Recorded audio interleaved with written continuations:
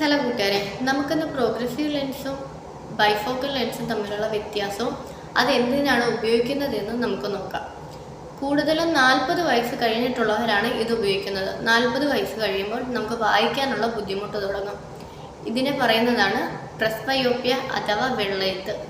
ഇതൊരു 58 വയസ്സുള്ള ഒരാളുടെ പ്രിസ്ക്രിപ്ഷനാണ്.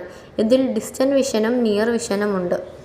ഇത് ദൂരക്കാഴ്ചയ്ക്കുള്ളതും ഇത് അടുത്ത് വായിക്കാനുള്ള പവറുമാണ് എഴുതിയിരിക്കുന്നത്. ഇത് 40 വയസ്സിൽ താഴെയുള്ള ഒരാളുടെ പ്രിസ്ക്രിപ്ഷനാണ്. ഇതിൽ അഡീഷണൽ പവർ അഥവാ വായിക്കാനുള്ള പവർ ഇതിൽ വരുന്നില്ല. ഇതൊരു ബൈഫോക്കൽ ലെൻസാണ്. ഇതിൻ്റെ താഴെ ഭാഗത്ത് ഒരു റൗണ്ട് ഷേപ്പ് കാണാം.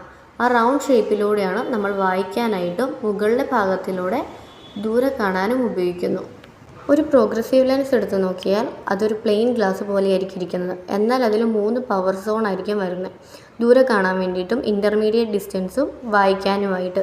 ഈ ഇൻ്റർമീഡിയറ്റ് ഡിസ്റ്റൻസ് ഉപയോഗിക്കുന്നത് മൊബൈൽ ഫോൺ, ലാപ്ടോപ്പ് ഡ്രൈവ് ചെയ്യാനും അടുക്കളയിൽ കുക്ക് ചെയ്യാൻ വേണ്ടിയിട്ടുമാണ്.